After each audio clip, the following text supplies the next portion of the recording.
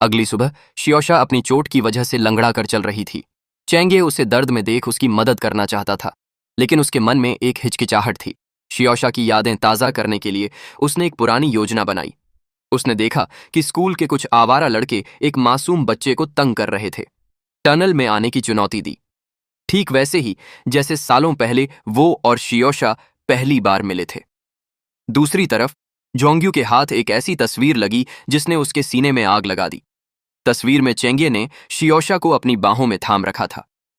जोंग्यू, तुम चाहे कितनी भी कोशिश क्यों न कर लो, शियोशा की नजरों में तुम हमेशा सिर्फ उसके एक भाई की तरह रहोगे। चेंगे की योजना उस सुरंग में शुरू होने ही वाली थी।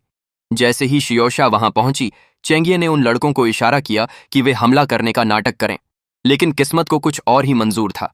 ठीक उसी वक्त शियोशा के एक दोस्त ने उसे पुकारा और वो वहां से चली गई। चेंगे अकेला रह गया, पर उसने हार नहीं मानी और अकेले ही उन गुंडों को धूल चटा दी। बाद में एक चौंकाने वाला खुलासा हुआ।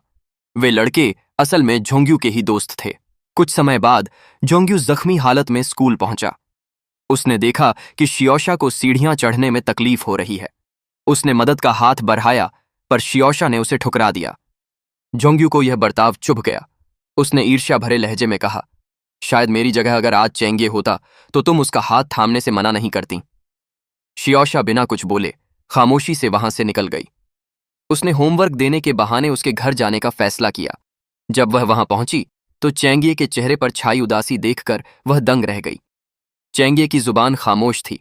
उसने बस एक इशारे से उसे घर के अंदर आने को कहा।